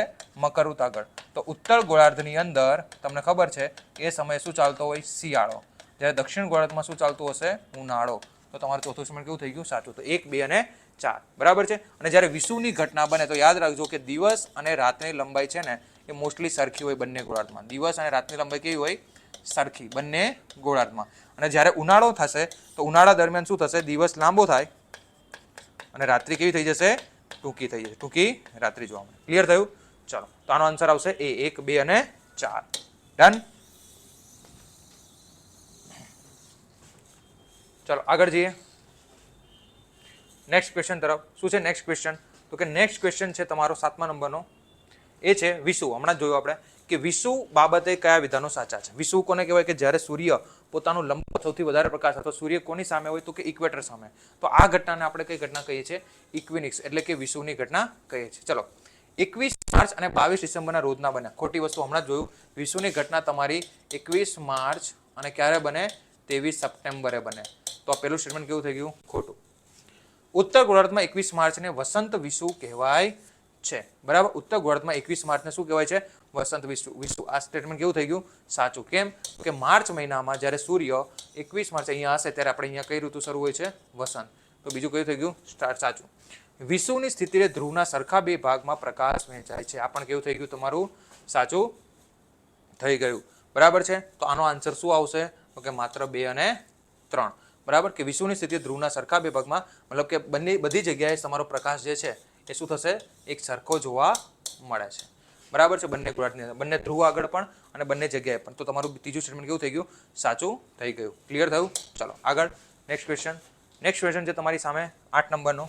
ચલો, તમામ લોકો જે આપણી સાથે જોડાયેલા છે આન્સર આપશે આનો 8 નંબરનો ક્વેશ્ચનનો. ચલો, શું છે? હમણાં જોયું આપણે શીત અયનાત, વિન્ટર સોલિસ્ટિસ, શિયાળો. સિમ્પલ ભાષામાં આપણે શિયાળા તરીકે ઓળખીએ છીએ. કયા તરીકે ઓળખીએ છીએ? શિયાળા તરીકે. શીત અયનાત, જેને આપણે સિમ્પલ ભાષામાં કયા તરીકે ઓળખીએ છીએ? શિયાળા. ચલો, વિન્ટર સોલિસ્ટિસ શીત અયનાત બાબતે કયા વિધાનો સાચા છે? બરાબર છે. શીત અયનાત બાબતે કયા વિધાનો સાચા છે? એટલે કે શિયાળા બાબતે. તો કે 22 ડિસેમ્બરની સ્થિતિને શીત અયનાંત કહેવામાં આવે છે. હવે દેખો, અહીંયા પર્ટિક્યુલરલી કયા ગોળાર્ધ વિશે નથી પૂછ્યું. જ્યારે પણ ક્વેશ્ચન્સ કોઈ ગોળાર્ધ વિશે ના પૂછ્યો હોય તો આપણે હંમેશા તેને ઉત્તર ગોળાર્ધનું માનીને જ સમજવાનું. કારણ કે ભારત ક્યાં આવેલું છે? ઉત્તર ગોળાર્ધમાં. તો અહીંયા 22 ડિસેમ્બરે ઉત્તર ગોળાર્ધમાં શીત અયનાંત આવશે એવું કહેવા માંગે છે. તો ઓબ્વિયસલી વસ્તુ છે, સાચી વસ્તુ છે. કારણ કે ડિસેમ્બરના મહિનામાં ઉત્તર ગોળાર્ધની અંદર શું હોય છે? શિયાળો. જ્યારે દક્ષિણ ગોળાર્ધમાં શું હશે? ઉનાળો. કારણ કે સૂર્ય કોની સામે હશે? મકરવૃત સામે. બરાબર છે. તો પહેલું સ્ટેટમેન્ટ કેવું થઈ ગયું? સાચું. બરાબર છે. ચલો, 22 ડિસેમ્બરને કર્કવૃત ઉપર સૂર્યના કિરણો લંબવત હોય. આ સ્ટેટમેન્ટ કેવું થઈ ગયું? ખોટું. કેમ? તો કે 22 ડિસેમ્બરના રોજ તો મકરવૃત સામે સૂર્યના કિરણો લંબવત હોય છે, એટલે કે સીધા હોય છે. ઓકે, તો બીજું સ્ટેટમેન્ટ કેવું થઈ ગયું? ખોટું. ચલો, 22 ડિસેમ્બર મકરવૃત ઉપર સૂર્યના કિરણો ત્રાંસા હોય છે. કેવા હોય છે? ત્રાંસા. આ પણ ખોટું થઈ ગયું. તો તમારો આન્સર અહીં આવશે માત્ર 1. દેખો, ત્રાંસા ના હોય, સીધા કિરણો હોય. કેવા હોય છે? સીધા. બરાબર. જ્યારે સૂર્ય એક્ઝેક્ટ તમારી સામે હશે તો એ કેવા કિરણો? સીધા. બરાબર છે. સીધા કિરણો એટલે તમારું થાય 90 ડિગ્રીનો એંગલ બનાવે. બરાબર છે. ક્યારેક આપણે અલગથી ચર્ચા કરશું તો કે સીધા કિરણોની અંદર 90 ડિગ્રીનો એંગલ બનશે, જ્યારે ત્રાંસા કિરણોમાં એંગલ ઓછો થતો જાય. ધ્યાન રાખજો, એંગલ કેવો થતો જાય? ઓછો. તો 22 ડિસેમ્બરના રોજ કર્કવૃત ઉપર ત્રાંસા કિરણો હોય. કર્કવૃત ઉપર કેવા કિરણો હોય છે? ત્રાંસા. જ્યારે આની ઉપર તો કેવા હોય છે? સીધા. તો તમારું બીજું અને ત્રીજું સ્ટેટમેન્ટ કેવા છે? ખોટા છે. તો આન્સર તમારો કયો આવશે? 1. ક્લિયર થયું કે નહીં? કયો આવશે? 1 આન્સર આવશે. ચાલો આગળ જઈએ આપણે નેક્સ્ટ ક્વેશ્ચન તરફ. ચલો, 9મા નંબરનો ક્વેશ્ચન. ચલો, 9મા નંબરનો ક્વેશ્ચન કરતા પહેલા એક ઇમ્પોર્ટન્ટ સૂચના.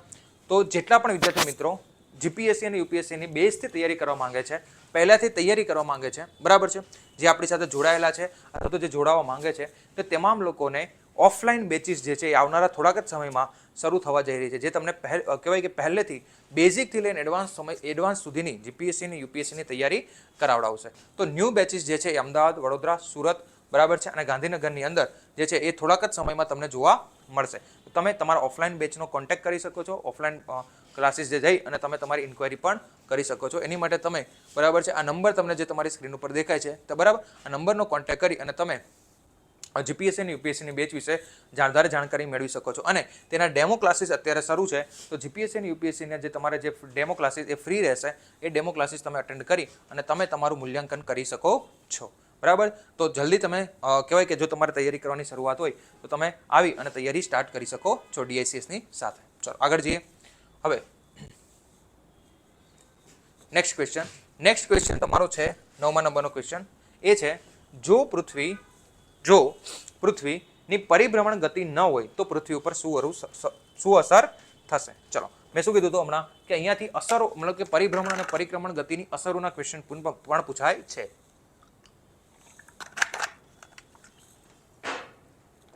ચલો તો જો પહેલા આપણે અસરો સમજી લઈએ. તો પહેલા તો કઈ ગતિ? પરિભ્રમણ ગતિ. બરાબર છે. પરિભ્રમણ ગતિ કોને કહેવાય? તો કે પોતાની ધરી પર ફરવું.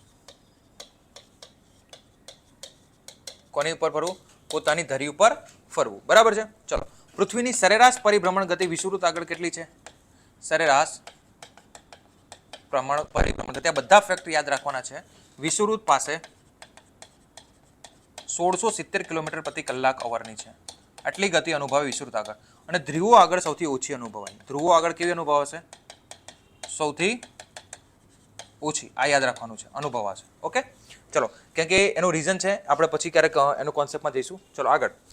પૃથ્વીની પરિભ્રમણ ગતિની અસર શું થાય છે? તો કે પરિભ્રમણથી દિવસ અને શું થશે? રાત. પછી ઓટ અને ભરતી આવે છે. ઓટ અને શું આવે છે? ભરતી આવે છે. પછી બ્રહ્માંડના જે પિંડ છે એ આપણને ક્યાંથી ક્યાં જતા દેખાય છે? પૂર્વથી પશ્ચિમ. પૂર્વથી પશ્ચિમ જતા દેખાય છે. અને મોસ્ટ ઇમ્પોર્ટન્ટ, પૃથ્વીના પરિભ્રમણ ગતિને લીધે પૃથ્વી ઉપર એક બળ ઉદ્ભવે છે. એ બળનું નામ છે કોરિયોલિસ બળ. કયું બળ છે? કોરિયોલિસ બળ, જે પવનની દિશા ચેન્જ કરશે. પવનની શું કરે છે? દિશા. દબાણ પટ્ટાવાળા ચેપ્ટરમાં આપણે કરશું. તો કે પોતાની ધરી પર ફરવું. તમને ક્વેશ્ચન પૂછાય કે પરિભ્રમણ ગતિની સરેરાશ ઝડપ કેટલી છે? તો 1670 કિલોમીટર પ્રતિ કલાક. ક્યાં? તો કે વિષુવવૃત્ત પાસે સૌથી વધારે અનુભવાય. યાદ રાખજો કે પૃથ્વીની પરિભ્રમણ ગતિ સૌથી વધારે ક્યાં અનુભવાશે? તો કે વિષુવવૃત્ત આગળ. ધ્રુવ આગળ કેવી હોય છે? સૌથી ઓછી. અસર શું થાય છે? દિવસ અને રાત થશે. ઓટ અને ભરતી આવે છે. બ્રહ્માંડના દરેક પિંડ પૂર્વથી ક્યાં જતા દેખાય? પશ્ચિમ. જેમ કે સૂર્ય પૂર્વમાં ઉગે, પશ્ચિમમાં હાથમે. અને કોરિયોલિસ બળ. તો આટલી ગતિ છે, આટલી અસર છે કે જે પરિભ્રમણની આપણને અસરો દર્શાવે છે. ચલો આન્સર આપો. જો પૃથ્વીની પરિભ્રમણ ગતિ ન હોય તો પૃથ્વી પર શું અસર થશે? તો કે પૃથ્વીના અડધા ભાગ ઉપર સતત અજવાળું તથા બીજા અડધા ભાગ ઉપર સતત શું થઈ જશે? અંધકાર થઈ જશે. યસ, એક ભાગ આખો દિવસમાં જશે, એક ભાગ કેવો થઈ જશે? રાતમાં જતો રહેશે. ચલો આગળ. બરાબર છે. કારણ કે શું થશે કે પૃથ્વી પોતાની ધરી પર દિવસ અને રાત જે છે એ કરવાનું બંધ કરીને આ રીતે સ્ટેટ થઈ જશે. તો હંમેશા જે છે એક ભાગ હંમેશા દિવસ અને એક ભાગ હંમેશા રાતમાં રહેશે. ચલો. અને પૃથ્વી ઉપર જીવન સૃષ્ટિ અશક્ય. દેખો આ કોન્ટ્રોવર્શિયલ વાળો ક્વેશ્ચન કહી શકો કે પૃથ્વી ઉપર જીવન સૃષ્ટિ અશક્ય. ખોટી વસ્તુ છે. એવું તો નહીં બને કે સાવ અશક્ય થઈ જશે. ઘણા જેમ કે ધ્રુવો છે એમાં 6 મહિના દિવસ 6 મહિના રાત હોય છે, છતાં પણ ત્યાં સૃષ્ટિ છે. બરાબર છે. તો એ વસ્તુ કેવી કે સાવ અશક્ય થઈ જશે, એ વસ્તુ કેવી પડશે? ખોટી પડશે. તો શું અસર થશે? તો આનો આન્સર આવશે માત્ર 1. બરાબર. જીવન થોડું શક્ય તો રહેશે જ. બરાબર છે. સાવ એવું નહીં બને કે અશક્ય થઈ જશે. બરાબર. ચલો આગળ. નેક્સ્ટ. તો આ ખાસ યાદ રાખજો કે આટલા ક્વેશ્ચન તમને તમારે ક્વેશ્ચન અહીંયાથી પણ પૂછાઈ શકશે. બરાબર. ચલો આગળ. હવે શું છે કે નીચેનામાંથી કયા વિધાનો ખોટા છે? નીચેનામાંથી કયા વિધાનો ખોટા છે? ચલો આન્સર આપો.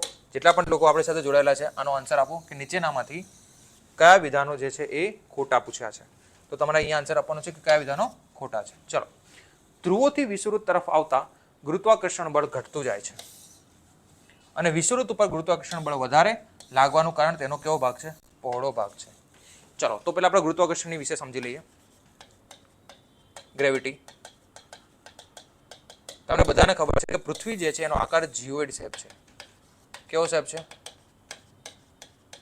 જીઓઇડ શેપ છે એટલે શું થાય કે આનો વચ્ચેનો ભાગ જે છે એ કેવો છે? પહોળો છે. હવે પહોળો છે એટલે શું થાય છે કે વચ્ચેથી પૃથ્વી કેવી છે? ફૂલાયેલી છે. અને પૃથ્વીનું જે સેન્ટર છે એનું નામ છે કોર. પૃથ્વીનું સેન્ટરનું નામ શું છે? કોર. જે નિફેનું બનેલું હોય. શેનું બનેલું હોય છે? નિફે. આ નિફેના લીધે આનું જે છે પોતાનું એક ગુરુત્વાકર્ષણ જે લોખંડનું હોય છે, જે ગુરુત્વાકર્ષણ બળ લાગે છે. હવે ધ્રુવો તમને ખબર છે ચપટા છે. ઉપરથી કેવા છે? ચપટા. અને તે કોરથી નજીક છે. કોરથી કેવા છે? નજીક.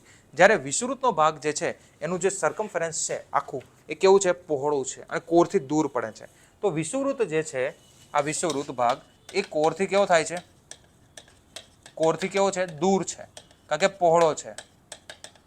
બરાબર. એટલા માટે શું થાય કે વિષુવવૃત્ત આગળ ગ્રેવિટી કેવી લાગે છે? ઓછી લાગે. યાદ રાખજો, વિષુવવૃત્ત આગળ ગ્રેવિટી કેવી લાગે? ઓછી. જ્યારે ધ્રુવો કેવા છે? ચપટા. અને ધ્રુવો કોરની નજીક છે. ધ્રુવો કોરની કેવા છે? નજીક. અને ધ્રુવો કોરની નજીક હોવાના લીધે શું થાય છે? તો કે અહીંયા ગ્રેવિટી ધ્રુવો પાસે કેવી લાગે છે? વધારે. તો વિષુવવૃત્તથી ધ્રુવ તરફ જાઓ તો તમારી ગ્રેવિટી કેવી થશે? વધશે. કેવી થશે?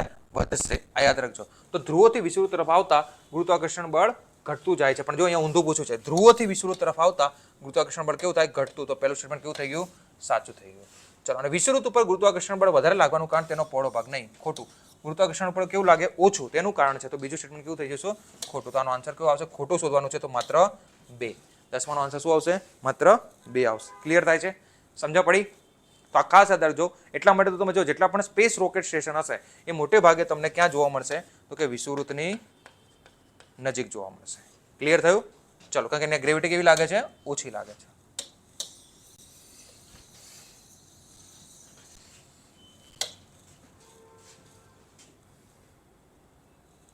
ચલો, 11 નંબરનો ક્વેશ્ચન.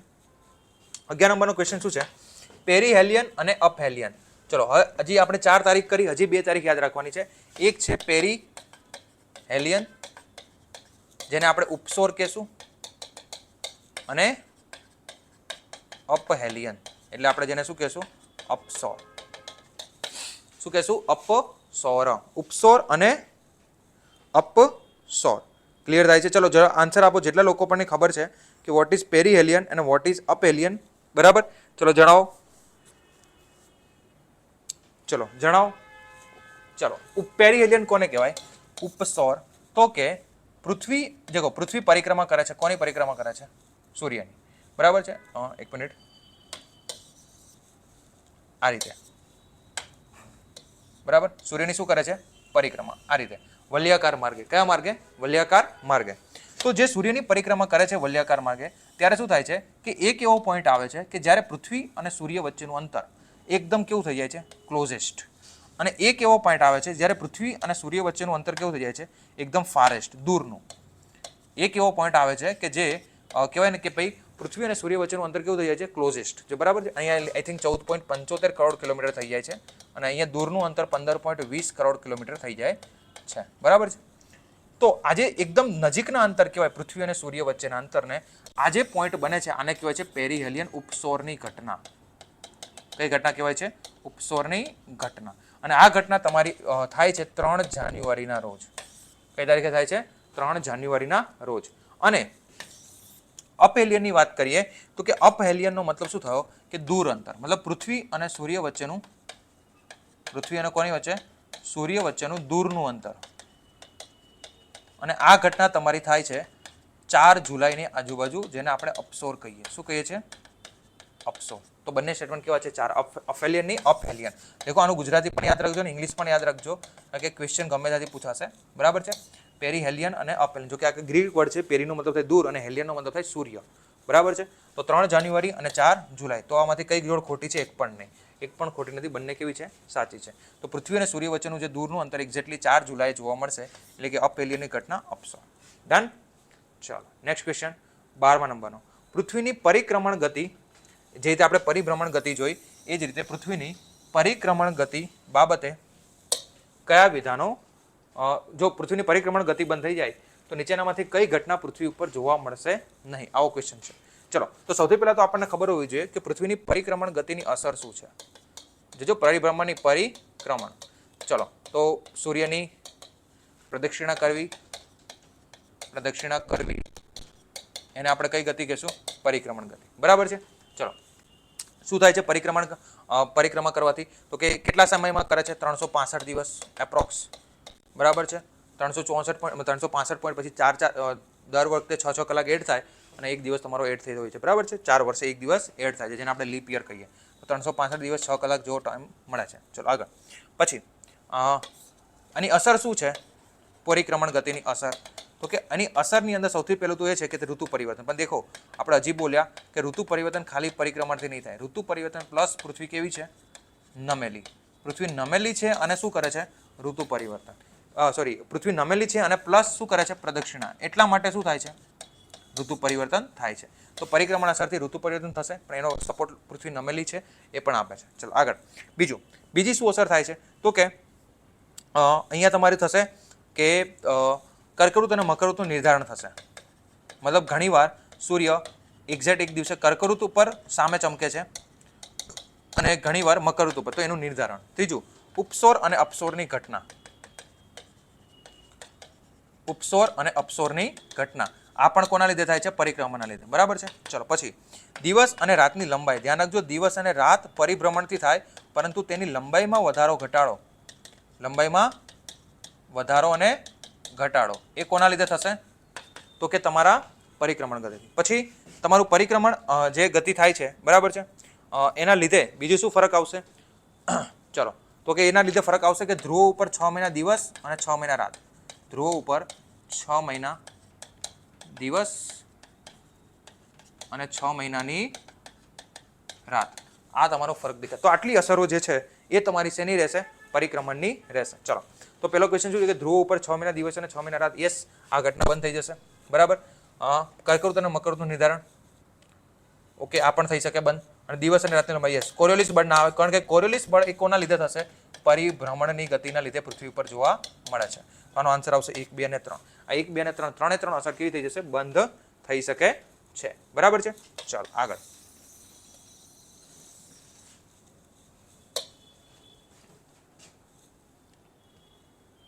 ચલો એક જ મિનિટ. 13 નંબરનો ક્વેશ્ચન શું છે તો કે પૃથ્વીની પરિભ્રમણ ગતિ બાબતે, ચલો ઓલરેડી આપણે પરિભ્રમણ ગતિ કરી ચૂક્યા છે. પૃથ્વીની પરિભ્રમણ ગતિ બાબતે કયા વિધાનો સાચા છે? ચલો તો કે વિષુવવૃત્તીય ધ્રુવો તરફ જતા પૃથ્વીની પરિભ્રમણ ગતિમાં ઘટાડો થાય છે. હમણાં જ આપણે કીધું કે સૌથી વધુ પૃથ્વીની પરિભ્રમણ ગતિ ક્યાં અનુભવાશે? વિષુવવૃત્ત આગળ. કેટલી? 1670 કિલોમીટર પ્રતિ કલાક. અને જેમ જેમ તમે ધ્રુવ તરફ જશો એમ એમ પૃથ્વીની પરિભ્રમણ ગતિ કેવી થતી જાય છે? ઓછી. અહીંયા સૌથી નહિવત ગતિ તમારી અનુભવાય છે, કેમ કે speed is equal to distance upon time તમને બધાને ખબર છે. બરાબર. આનું તમે ડિસ્ટન્સ કાઢશો અને 24 કલાકની અંદર તમે કરશો તો તમારું વધુ આવશે, કારણ કે એનો સર્કમફરન્સ કેવો છે? વધારે. જ્યારે આનો સર્કમફરન્સ કેવો છે? ઓછો છે. બરાબર છે. ક્લિયર થયું કે નહીં? ચલો આગળ. તો વિષુવવૃત્તીય ધ્રુવો તરફ જતા પૃથ્વીની પરિભ્રમણ ગતિમાં ઘટાડો થાય છે. કેવું છે? સાચું. સૌથી વધારે ક્યાં અનુભવાશે? વિષુવવૃત્ત આગળ 1670. ધ્રુવો ઉપર સૌથી વધુ પરિભ્રમણ ગતિ અનુભવાય છે. ખોટી વસ્તુ. ધ્રુવો ઉપર સૌથી કેવી અનુભવાય છે? ઓછી. તો સાચું કેવું આવશે? માત્ર 1. બરાબર છે. ચલો આની થિયરી આપણે હમણાં જ કમ્પ્લીટ કરી. ચલો આગળ. તો જેટલા પણ વિદ્યાર્થી મિત્રો આપણી સાથે જોડાયેલા છે, જો તમારે કહેવાય કે તમે ઓફલાઈન ક્લાસ નથી આવી શકતા અથવા તો તમારે જોબ હોય છે, તો ઘરે બેઠા તમારે ઓનલાઈન તૈયારી કરવી છે, તો તમારા માટે DICS લાવી રહ્યું છે 15% ડિસ્કાઉન્ટ ઓનલાઈન કોર્સ ઉપર. કયા કોર્સ ઉપર? જીપીએસસીના જે ઓનલાઈન કોર્સિસ છે તેની ઉપર તમને 15% ડિસ્કાઉન્ટ જે છે અત્યારે મળવા પાત્ર છે. એની માટે તમારે શું કરવાનું છે તો કે તમારે એપ્લિકેશનની અંદર કેતન 15 નામનો જે કોડ છે એ યુઝ કરવાનો છે. જે તમે કેતન 15 નામનો કોડ યુઝ કરશો તો તરત જ તમને જે છે એ 15% શું મળશે? ડિસ્કાઉન્ટ મળશે. તો જેટલા પણ વિદ્યાર્થી મિત્રો મારી સાથે પહેલી વાર જોડાયા છે તો તેની અંદર તમને લાઈવ પ્લસ રેકોર્ડેડ બેચ પણ મળી જશે. બરાબર. જેની અંદર મેં જીપીએસસી ટોટલી જીઓગ્રાફી, જીપીએસસીના જીઓગ્રાફીના ટોટલી ગ્રંથ નિર્માણ માજીદ હુસૈન અને Gujarat geography, physical geography, Indian geography, oceanography, universe, climatology, geomorphology તમામ ટોપિકને મેં એનિમેશનથી, પીડીએફથી એન્ડ હેન્ડ રિટન નોટ્સથી એકદમ લખી અને કોન્સેપ્ટ ક્લિયર કરાવી અને મેં કરાવેલા છે. તમે અત્યારે જે ટોપિક તમે જોઈ રહ્યા છો એને મેં ડીપમાં જે છે એ આપણા લાઈવ અને રેકોર્ડેડ બેચ ઉપર તમને મળી જશે અને એની માટે તમે 15% ડિસ્કાઉન્ટ પણ મળવા પાત્ર છે. તો તમે અત્યારે જ કેતન 15 નામનો કોડ યુઝ કરી અને તમે 15% પોતાનું ડિસ્કાઉન્ટ મેળવી શકો છો. પણ ધ્યાન રાખજો, આ ઓનલાઈન કોર્સ માટે જ છે. ચલો આગળ જઈએ. Next question. અક્ષાંશ બાબતે નીચેનામાંથી કયા વિધાનો સાચા છે? કેના બાબતે? અક્ષાંશ બાબતે.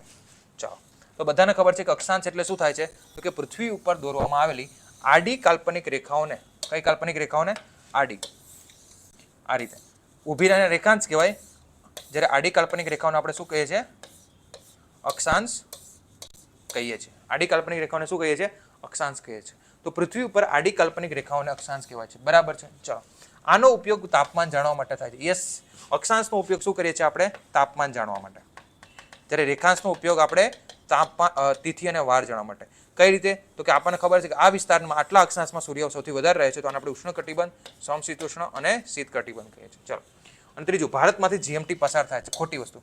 ભારતમાંથી જીએમટી પસાર થતી નથી. ભારતમાંથી લંડનમાંથી થાય છે. બરાબર. તો ત્રીજું સ્ટેટમેન્ટ કેવું છે? ખોટું. તો તમારો આન્સર આવશે 1 અને 2. ક્લિયર થયું ને? શું આન્સર આવશે? 1 અને 2. ચલો આગળ 15 નંબરનો ક્વેશ્ચન.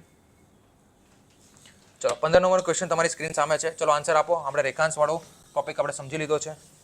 ચલો આન્સર આપો કે નીચેનામાંથી કયા વિધાનો સાચા છે. રેખાંશ રેખાઓ ઉત્તરથી દક્ષિણ સુધી ચાલે છે અને કોઈ એક બિંદુના પૂર્વથી પશ્ચિમ ભાગને ચિહ્નિત કરે છે. અને રેખાંશની પ્રત્યેક રેખા એક મોટા વૃત્તનો કેવો ભાગ હોય છે? અડધો. બંને વિધાન સાચા છે. જો કઈ રીતે, જો રેખાંશ તમને ઉત્તરથી દક્ષિણ, north pole to south pole આવી રીતે જોડતી દેખાય છે, બરાબર છે. હવે દેખો આપણને જે રેખાંશ છે કાલ્પનિક રેખાઓ છે. રેખાંશ આ રીતે નોર્થ થી લઈ અને ક્યાં સુધી હોય છે? સાઉથ સુધી. એક ભાગને બીજો ભાગ જોડે છે આ રીતે. તો શું થાય? એક આખું જે વૃત્ત બને સર્કલ, એનો હાફ ભાગ હોય ને એ રેખાંશ હોય. હાફ ભાગ શું હોય છે? રેખાંશ. આ રીતે, બરાબર. કુલ 360 રેખાંશો છે અને 361 પણ સાંચો છે.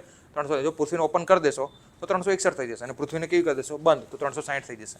તો આ જે છે એ હાફ પાય નોર્થ પોલથી સાઉથ પોલને જોડનારી આ હાફ સર્કલ હોય છે એને રેખાંશ કહેવાય છે. અને રેખાંશ રેખા ઉત્તરથી દક્ષિણ સુધી ચાલે, યસ. અને કોઈ બિંદુના પૂર્વ પશ્ચિમ, યસ. દેખો રેખાંશ આ બની તો આ એનો કયો ભાગ કહેવાશે? પૂર્વ. અને આ કયો કહેવાશે? પશ્ચિમ. તો કોઈ એક બિંદુનો પૂર્વ અને પશ્ચિમ ભાગ જે નિર્ધારણ કરનારું છે એ કોણ આવશે? તમારું રેખાંશ આવશે. અને રેખાંશનો ઉપયોગ શું છે? તો કે તિથિ અને શું જોડવા માટે? વાર. આ યાદ રાખવાનું છે, બરાબર છે. ચલો આગળ. અને બે રેખાંશો ઇમ્પોર્ટન્ટ કઈ છે? એક છે GMT જે 0 ડિગ્રી ઉપર આવેલી છે અને એક છે IDL કેટલા ડિગ્રી ઉપર આવેલી છે? 180 ડિગ્રી ઉપર. ચલો 100 નંબરનો ક્વેશ્ચન.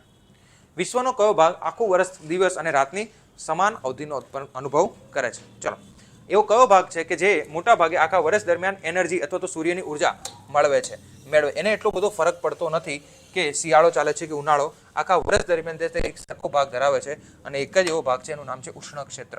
એનું નામ એટલા માટે તો ઉષ્ણ છે, ગરમ વિસ્તાર. કયો વિસ્તાર? ગરમ. કેમ? તો કે જો આ છે તમારી 0, આ 23.5, 66.5 અને 90. 23.5 સાઉથ, 66.5 સાઉથ અને 90 સાઉથ. આ વિસ્તારને આપણે શું કહીએ? ઉષ્ણ કટિબંધ. 0 થી 23 એટલે કે કર્કવૃતથી લઈ અને કયા વિસ્તાર? મકર વૃત્ત. અને આ તમારું કયું થશે?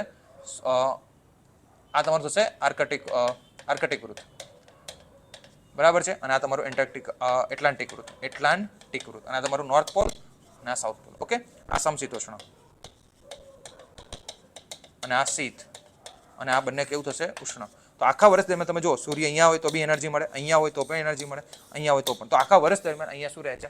તો કે મોટા ભાગે આખી વર્ષ દરમિયાન ઉર્જા મળે છે. એટલા માટે આ વિસ્તાર મોટે ભાગે વિશ્વનો જે છે એ કેવો અનુભવ કરે છે? તો દિવસ અને રાતની સમાન અવધિ. ચલો પૃથ્વી અને ચંદ્ર વચ્ચેના સૌથી ઓછા અંતરને શું કહેવાય? ચલો હમણાં જ આપણે જોયું કે સૂર્ય અને પૃથ્વી વચ્ચેના સૌથી ઓછા અંતરને શું કીધું હતું આપણે? અપહેલિયન, પેરીહેલિયન અને અપહેલિયન, બરાબર છે. એ જ રીતે જ્યારે હવે તમને ખબર છે કે ચંદ્ર એ પૃથ્વીની આજુબાજુ પરિક્રમા કરે છે. તો એક પણ 2 પોઈન્ટ એવા આવે છે કે જેમાં પૃથ્વી અને ચંદ્ર વચ્ચેનું પણ, પૃથ્વી અને કોની વચ્ચે? ચંદ્ર વચ્ચેનું અંતર કેવું થઈ જાય છે? નજીક, બરાબર છે. આને આપણે કહીએ પેરેજી. શું કહેશું? પેરીજી અથવા પેરીજી. અને પૃથ્વી અને ચંદ્ર વચ્ચેનું એકદમ દૂર થઈ જશે અંતર. પૃથ્વી અને કોની વચ્ચે? ચંદ્ર વચ્ચેનું અંતર દૂર થઈ જશે અને આપણે કહેશું એપોજી. શું કહેશું? એપોજી. તો આ શું પૂછ્યું છે? તો સૌથી ઓછા અંતરને પેરીજી કહેવાય. જ્યારે પેરીહેલિયન તો કોની માટે યુઝ થાય? સૂર્ય માટે. આ સૂર્ય વચ્ચે નજીક અને એપેલિયન એટલે દૂર. ચલો આગળ જઈએ નેક્સ્ટ ક્વેશ્ચન તરફ. 18 નંબરનો. ચલો ચંદ્રગ્રહણ બાબતે કયા વિધાનો સાચા છે? બરાબર છે. ચંદ્રગ્રહણ બાબતે તમને ખબર છે કે ચંદ્રગ્રહણની ઘટનાના ક્વેશ્ચન પર તમને પૂછાય છે. ચલો આગળ. તો કે ચંદ્રગ્રહણ બાબતે કયા વિધાનો સાચા છે? ચલો તમને ખબર છે કે ચંદ્રગ્રહણ ક્યારે થાય? જ્યારે આ સન, પછી પૃથ્વી અને તમારું શું? મૂન, જ્યારે એક લિનિયર પોઝિશન બનાવે છે. કઈ પોઝિશન બનાવે છે? લિનિયર, બરાબર. હવે જો જ્યારે સન, પૃથ્વી અને ચંદ્ર એક લિનિયર પોઝિશન બનાવશે. શું બનાવે છે? Linear position. કઈ બનાવે છે? લિનિયર પોઝિશન બનાવે છે. તો આ ઘટનાને આપણે શું કહીએ છીએ? પૂનમ. શું કહીએ છીએ? પૂનમ કહીએ છીએ. અને આ જ ઘટના સમયે જ્યારે પૃથ્વી વચ્ચે આવી જશે તો શું થાય છે કે સૂર્યનો પ્રકાશ ચંદ્ર સુધી પહોંચી શકતો નથી અને પૃથ્વીના પડછાયામાં ચંદ્રનો એક ભાગ દેખાતો નથી. તેથી આપણને ચંદ્રગ્રહણ દેખાય છે. તો જ્યારે સૂર્ય અને ચંદ્ર વચ્ચે પૃથ્વી આવે ત્યારે યસ, સાચી વસ્તુ છે. ત્યારે સૂર્ય અને ચંદ્ર વચ્ચે કોણ આવશે? પૃથ્વી. દરેક અમાસના દિવસે થાય. ખોટી વસ્તુ. દેખો પૂનમ જે ચંદ્રગ્રહણ છે ને એ પૂનમના દિવસે થાય. ચંદ્રગ્રહણ પૂનમના દિવસે થાય, પણ દર પૂનમે થશે નહીં. એની પાછળનું રીઝન આપણે ક્યારેક નેક્સ્ટ લેક્ચરમાં કરશું, પણ દર પૂનમે થશે નહીં. બરાબર. દર પૂનમના દિવસે ચંદ્રગ્રહણ થાય નહીં. અમાસના દિવસે તો સૂર્યગ્રહણ થાય. બરાબર છે. અને ચંદ્રગ્રહણમાં ચંદ્ર સંપૂર્ણપણે દેખાય છે. એનો ગ્રહણનો મતલબ જ થાય ના દેખાવું. તો ત્રીજું સ્ટેટમેન્ટ પણ કેવું છે? ખોટું. તો તમારું બીજું અને ત્રીજું સ્ટેટમેન્ટ કેવું છે? ખોટું. આન્સર શું આપ્યું છે? ખોટા. તો સી આવશે. શું આવશે? સી. ધ્યાન રાખજો કે ચંદ્રગ્રહણ પૂનમના દિવસે થશે જ્યારે SEM બને. સન અને મૂન વચ્ચે શું આવી જશે? અર્થ આવી જશે. બરાબર. અને હંમેશા પૂનમના દિવસે થાય, પણ દર પૂનમના દિવસે ચંદ્રગ્રહણ થાય નહીં. એવી જ રીતે સૂર્યગ્રહણ અમાસના દિવસે થાય, પણ દર અમાસે સૂર્યગ્રહણ થશે નહીં. દર અમાસે સૂર્યગ્રહણ થતું નથી. બરાબર છે. આ યાદ રાખવાનું છે. ચલો આગળ જઈએ નેક્સ્ટ ક્વેશ્ચન તરફ. 19 નંબરનો, નીચેનામાંથી કયા સમયે એન્ટાર્કટિક વૃત્ત પર, કયા વૃત્ત ઉપર? એન્ટાર્કટિક વૃત્ત ઉપર જે છે એ 6 મહિના અંધારું રહેશે. બરાબર છે. શું રહેશે? 6 મહિના શું રહેશે? અંધારું રહેશે. એન્ટાર્કટિક એટલે શું થયો? તમારો ઉત્તર, નોર્થ એન્ટાર્કટિકા, એન્ટાર્કટિક. અને આ છે તમારો એટલાન્ટિક. બરાબર છે. અને આ એન્ટાર્કટિક. ચલો આગળ. નીચેનામાંથી કયા સમયે એન્ટાર્કટિક ઋતુ પર 6 મહિના શું રહેશે? અંધારું રહેશે. નોર્થ પોલની વાત થાય છે. બરાબર. તો તમને બધાને ખબર છે કે ઓકે મારી ભૂલ નથી ને. ઓકે, નીચેનામાંથી કયા સમયે એન્ટાર્કટિક ઋતુ પર શું રહેશે? 6 મહિના શું રહેશે? અંધારું રહેશે. ચલો આન્સર આપો. જેટલા લોકો ભણી ગયા છે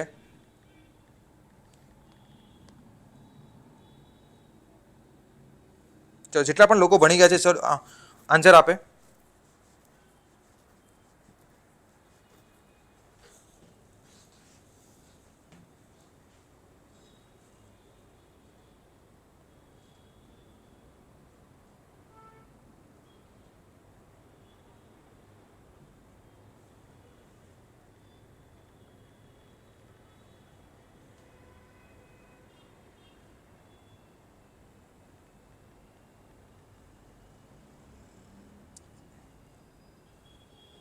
ચલો અહીંયા થોડીક મિસ્ટેક છે. અહીંયા એન્ટાર્કટિકા આવશે. એન્ટાર્કટિકા અને આર્કટિક. ચલો એન્ટાર્કટિક, આર્કટિક અને એન્ટાર્કટિકા. ચલો નોર્થ પોલ અને સાઉથ પોલ. નીચેનામાંથી કયા સમયે એન્ટાર્કટિકા ઉપર, આ એન્ટાર્કટિકા નીચે સાઉથ પોલ ઉપર ઋતુ ઉપર શું રહેશે? 6 મહિના અંધારું રહેશે. આ એટલાન્ટિક પોર્ટ છે. કયો પોર્ટ છે? એટલાન્ટિક. 6 મહિના શું રહેશે? અંધારું રહેશે. ચલો આન્સર આપો. તમને બધાને ખબર છે કે જ્યારે પૃથ્વી, આ સૂર્ય, બરાબર છે, જો જ્યારે આર્કટિક અને એન્ટાર્કટિકા, આર્કટિક અને એન્ટાર્કટિકા, જ્યારે સૂર્ય ઉત્તર ગોળાર્ધમાં હોય છે ત્યારે આર્કટિકને શું મળે છે? પ્રકાશ. તો 6 મહિના શેમાં રહેશે? દિવસમાં. જ્યારે સૂર્ય દક્ષિણ ગોળાર્ધમાં હશે ત્યારે એન્ટાર્કટિકાને શું મળે છે? પ્રકાશ. તો 6 મહિના કેવા રહેશે? અંધારામાં રહેશે. બરાબર છે. સોરી, દિવસમાં રહેશે. આ 6 મહિના કેવું રહેશે? અંધારામાં. જ્યારે સૂર્ય ઉત્તર ગોળાર્ધમાં હશે તો અહીંયા 6 મહિના પ્રકાશ અને અહીંયા કેવા રહેશે? અંધારામાં. અને જ્યારે સૂર્ય દક્ષિણ ગોળાર્ધમાં હશે તો અહીંયા કેવું મળશે? પ્રકાશ મળતો નથી, અહીંયા મળે છે. બરાબર છે. તો એન્ટાર્કટિકા ઉપર ક્યારે અંધારું રહેશે? એ ક્યારે અંધારું રહે? જ્યારે ઉત્તર ગોળાર્ધની અંદર, સમજો કયા ગોળાર્ધની અંદર? ઉત્તર ગોળાર્ધની અંદર જે છે સૂર્ય ક્યાં હશે? ઉત્તર ગોળાર્ધમાં હશે. બરાબર છે. ઉત્તર ગોળાર્ધમાં. તો ઉત્તર ગોળાર્ધમાં હશે તો દક્ષિણ ગોળાર્ધમાં શું હોય એ સમય? તો કે ઉસ સમય શું હશે? તો કે તમારી કઈ ઋતુ હશે? શીત સંક્રાંતિ અથવા તો શિયાળો હોય. તો જ્યારે 6 મહિના અંધારું ક્યારે રહે? જ્યારે શું હશે? ત્યાં શિયાળો. તો આન્સર કયો આવશે? એ આવશે. ખબર પડી ગઈ? એ આવશે. બરાબર છે. ચાલો આગળ. અહીંયા થોડી મિસ્ટેક થઈ ગઈ આર્કટિક અને એન્ટાર્કટિકમાં. ઓકે. અને એટલાન્ટિક શું છે? મહાસાગર છે. આગળ. હવે 19 ક્વેશ્ચન આપણે જે કર્યા, આ 19 ક્વેશ્ચનની તમારે થિયરી જે છે તમારા બુકમાંથી વાંચી લેવાની છે, જેથી શું થાય કે STIની એક્ઝામમાં તમારા સારામાં સારા માર્ક્સ આવી શકે. ક્લિયર થયું? ચાલો આગળ જઈએ. તો આજના આપણા આટલા 19 ક્વેશ્ચન હતા પૃથ્વીની ઋતુ અને તેની વિભાવનામાંથી. તો જો તમે DICSના યુટ્યુબ સાથે જોડાયો તો તેને સબસ્ક્રાઇબ કરી દો. ટેલિગ્રામ સાથે જોડાઈ શકો છો. ઇન્સ્ટાગ્રામ, પ્લે સ્ટોર ઉપરથી એપ્લિકેશન ડાઉનલોડ કરો. ફેસબુક અને કોલ પણ કરી શકો છો, જેની લિંક તમને ડિસ્ક્રિપ્શનમાં મળી જશે. બરાબર છે. તો ચલો મળીએ નેક્સ્ટ લેક્ચરમાં આપણે નેક્સ્ટ ટોપિકની સાથે.